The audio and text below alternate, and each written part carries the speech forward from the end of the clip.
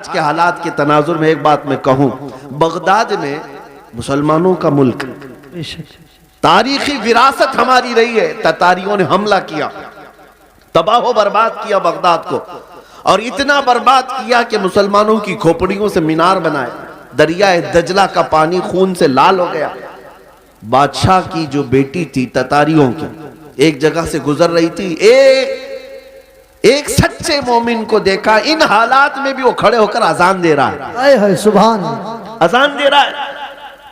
बादशाह की बेटी थी, उसने कहा ये अब कहां से आवाज आ रही, जब हम कत्ले आम कर रहे हैं, गर्दन मार रहे हैं, ये कौन है जो अजान दे रहा है? फौजी फौरन गए और पकड़ लाए। याद नमाजें पढ़ने से रोक रहे हैं, ये ग्राउंड में नहीं पढ़ेंगे, वो मैदान में नहीं पढ़ेंगे। कितने मैदानों को तुम कब्जा करोगे? हाँ, तुम सिर्फ और सिर्फ मैदानों को रोक सकते हो, पेशानियों को झुकने से कभी नहीं रोक सकते, कभी नहीं रोक। इबादत का ज़ौक़ हमारे पास अल्लाह ताला की आता है। तो ऐसे हालात में अगर अजान दे रहा था कोई, तो ततारियों की वो बड़ी औरत थी, बादशाह की बेटी, उसने गिरफ्तार करवाया। लाओ इस मौलवी को, अब कौन है अजान दे रहा है? उसको पकड़ करके पूछा, तुझे खबर नहीं है बगदाद पूरा टूट गया, तबाह हो गया, बर्बाद हो गया, लाखों लोगों की लाशें पड़ी हैं इसी बुनियाद पर कि तुम मुसलमान हो, हम मार रहे हैं, और फिर भी तुम अजान दे रहे हो। उस नेक व सालेह आलिम रब्बानी ने कहा, हाँ सब नजर आ रहा है, लेकिन मुझे मेरा रब भी है, मेरे लिए मेरा रब भी है। दुनिया चाहे जो भी हो, जब तक मेरी सांस नहीं निकलेगी तब तक मैं अल्लाह अकबर कहता रहूं। सुभान अल्लाह, सुभान। अब सुनिए, उस खातून ने मुतासिर होकर के पूछा, अच्छा अल्लाह सबसे बड़ा है? अल्लाह सबसे बड़ा है? कहा हाँ अल्लाह सबसे बड़ा है, उसी की तुम इबादत करते हो। ये हमारे और आपके लिए बहुत ही सूटेबल बात है। तुम अल्लाह की इबादत करते हो, लोग ये तुमको ताना मारेंगे, अगर तुम अल्लाह की इबादत करते हो तो अल्लाह तुम्हारी मदद क्यों नहीं कर रहा? यही उस ततारी औरत ने कहा कि तुम उसको अकबर कहते हो, फिर ये बगदाद में ये सब जो मरे हैं ये भी तो वही थे, ये भी तो वही थे, ये मारे गए और हम लोगों को गलबा हासिल हो गया बगदाद पे। देखो ततारियों पर, वो जालिमों को अल्लाह ताला ने गलबा दे दिया, तुम्हारा खुदा ही दिया है, फिर ऐसा क्यों हुआ? बहुत पते की बात सुनिए, उस आलिम दीन ने क्या कहा कि खातून मैं तुझे एक मिसाल बताता हूं। तुमने देखा होगा कि भेड़ बकरियां पालने वाला कोई चरवाहा बकरियां लेकर के चलता रहता है, रास्ते पर चलता है, होता होगा ना आपके यहाँ भी रेवड़, जी जी, बकरियां चलती रहती हैं, लेकिन बकरियां पालने वाला साथ में कुत्ता भी पालता है। बेशक बकरी और कुत्ते का क्या लेना देना, कौन सा ताल्लुक है? लेकिन ये चरवाहे से पूछे, वो बताएगा कि बकरियां चलते चलते कभी इधर उधर चली जाएं तो ये कुत्ता भौंक भौंक कर उन्हें लाता है और फिर रेवड़ में जमा करता है। बेशक चरवाहा यही बताता है कि इसलिए सारे बकरियों को वो फिर से एक रेवड़ में जमा करे, इसलिए वो पालता है।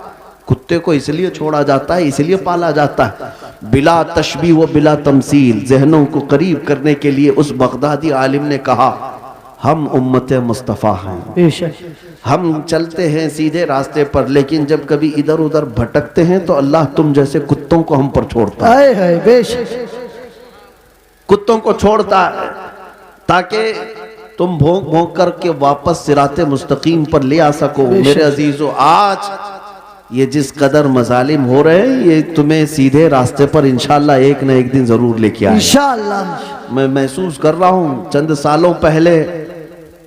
सालों पहले हर जलसे में लब्बैक या रसूल अल्लाह का नारा तो नहीं लगता था, लेकिन जालिम कुत्तों ने जब भौंकना शुरू किया तो अब फिर हमारा हर बच्चा लब्बैक कहने लगा। लब्बैक लब्बैक लब्बैक या रसूल अल्लाह, लब्बैक लब्बैक या रसूल अल्लाह, लब्बैक लब्बैक या रसूल अल्लाह, लब्बैक लब्बैक या रसूल अल्लाह। अब बात सिर्फ इतनी ही है, बात सिर्फ इतनी है। मैंने जो उन्वान आपके सामने रखा वो यही है कि जब तुम अपनी हैसियत को पहचान लो कि मेरा रास्ता कुछ और है, जिस दिन तुम उस नुक्ते पर आ गए, मेरे अजीजों, इज्जतें तुम्हारी है, ताकतें तुम्हारी है, इक्तिदार तुम्हारा है। जिस तरफ रुख करोगे मौला ताला उस हवा को तुम्हारे जेर नगी फरमाएगा। तुम्हें पता नहीं है कि तुम्हारी तारीख क्या थी। हमारी तारीख इकबाल की जुबान से अगर सुनोगे तो इकबाल कहता है टल न सकते थे जंग में अगर टल न सकते थे जंग में अगर अड़ जाते थे, पांव शेरों के भी मैदान से उखड़ जाते थे। तो जिससे सरकश हुआ कोई तो बिगड़ जाते थे। अरे तेग क्या चीज, हम तोप से भी लड़ जाते थे। दश्त तो दश्त है दरिया भी न छोड़े हमने, बहरे जुल्मात में दौड़ा दिए घोड़े हमने। आ गया आयन लड़ाई में गर वक्ते नमाज, किबला रूहों के ज़मीं बोस हुई कौम हिजाज। एक ही सफ में खड़े हो गए महमूद और अयास, न कोई बंदा रहा न कोई बंदा नवाज। यह हमारी तारीख थी, यह हमारी तारीख थी। इसी बात की तरफ मैं तुम्हें दावत दे रहा हूं कि जिस दिन तुम उस नुक्ते पर वापस आ गए और समझ गए मेरी तारीख इन कुत्तों की सोहबत में रहना नहीं है। अल्लाह ताला ने तुम्हें शेर बनाकर पैदा किया। हाँ, अल्लाह तबारक व तआला ने तुम्हारे मुतालिक कुरान में फरमाया कुंतुम खैर उम्मतिन उखरिजत लिन्नास, तुम खैर उम्मत हो जो लोगों में अल्लाह तबारक व तआला ने तुम्हें बनाया है।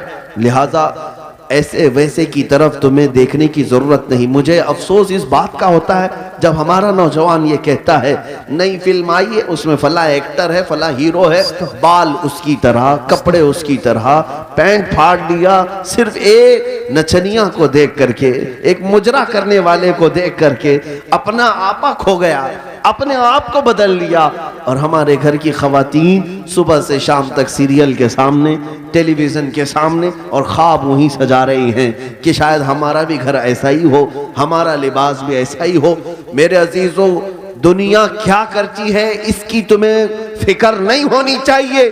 औरतें अगर किसी को देखती तो वो सैयदा कायनात फातिमा तो जहरा को देखती, कम से कम ये सीरत का मुताला करती कि उनका दुपट्टा कैसा था, उनका लिबास कैसा था, उनके रहन सहन कैसे थे।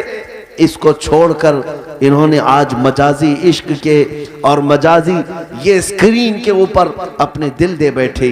और इसी तरह मर्दों की हालत भी यही है, नौजवानों की। ऐ नौजवानों, तुम्हारे हाथ में बंगड़ियां तक इन्होंने पहना दी, कानों में बालियां तक पहना दी, बालों में चोटियां तक ला दी, क्या क्या कर दिया। यहाँ हमारे अच्छे भले मर्द को औरत बना दिया जी, औरत भी नहीं मुखन्नस बना दिया। और इस पर ये मजीद ये समझता है कि ये फैशन है, ये फैशन है। अरे इधर से उधर से फाड़ करके पहनने वाला, नंगा घूमने वाला अगर फैशन ज़दा है तो फिर कुत्ता और भैंस बैल बकरी ये ज्यादा फैशन ज़दा है, क्योंकि वो तो कपड़े ही नहीं पहनते। अगर नंगा होना ही फैशन है तो जानवर सबसे बड़े फैशनेबल है मेरे अजीजों। जंगली दुनिया को न देखो, जो जंगल राज बनाना चाहती है उनको ना देखो। अगर तुम्हें जिंदगी के ईमान के मजे लेना है तो मदीने वाले की तरफ बेशक नबी पाक सल्लल्लाहु ताला अलैहि वसल्लम के अखलाक से बढ़कर किसी के अखलाक है नहीं, उनसे बेहतर किरदार किसका हो सकता है। मेरे अजीजों, आज दुनिया अगर तुमसे भी मुंह फेर रही है तो इसकी वजह यही है कि तुम्हें खुद नबी पाक की सीरत नहीं मालूम। एक मैं अपनी बात बताता हूं तजुर्बे की। एक बार एक ट्रेन से मैं उतर रहा था, एक नौजवान ने, मीलाद का दिन था 12वीं शरीफ का, उसने मुझसे पूछा कि कोई ऐसा अमल बता दीजिए जो रसूलुल्लाह को खुश कर दो। सुभान।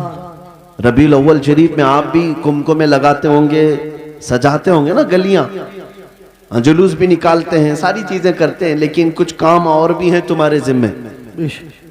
स्टेशन में थे, रेलवे स्टेशन से उतर रहे थे। मैंने उस नौजवान से कहा बेटा अगर कुछ करना है तो देखो हम स्टेशन पे हैं, जाओ कोई बूढ़ा या कोई कमजोर हो जिसका सामान भारी हो तो उठा लो, ये मेरे नबी पाक के अखलाक हुजूर की सुन्नतों में से और हुजूर के अखलाक करीमाना में से ये बात थी। मक्का में हुजूर इस बात पर मशहूर थे कि अगर कोई बूढ़ा सामान उठाकर जा रहा होता, नबी पाक खामोश नहीं खड़े होते, उसका सामान अपने कंधे पे ले लेते। हाँ, हुजूर अकरम सल्लल्लाहु ताला अलैहि वसल्लम के मुताल्लिक हजरत खदीजतुल कुबरा रज़ियल्लाहु ताला अन्हा ने भी ये फरमाया कि आप बूढ़ों का, कमजोरों का बोझ उठाते हैं, अल्लाह आपके साथ बुरा कभी नहीं फरमाएगा। मेरे अजीजों, मैं आपको एक तजुर्बे की बात बता रहा हूँ। वो नौजवान गया ढूंढते हुए, एक बूढ़ी औरत उतर रही थी 2 बड़ी थैलियां लेकर, उसके पास गया कि अम्मा जी ये मुझे दे तो मैं पहुंचा दूंगा आप तक। पहली बात में जाहिर सी बात है अजनबी को कौन सामान देगा। उसने मना किया कि भाई छोड़ दो, मेरा सामान मुझे ले जाने दो। वो नहीं दे रही थी। इसने जिद किया कि मुझे दे दीजिए। वो खातून कहने लगी पहले ये तो बता तू कुली है या सामान उठाने वाला है? ड्रेस से तो नहीं लगता, कहीं मेरा सामान उठा के भाग गया। उसने हकीकत बताई, अम्मा जी बात यह है कि आज 12 रबीउल अव्वल है, सुभान हमारे प्रॉफेट मोहम्मद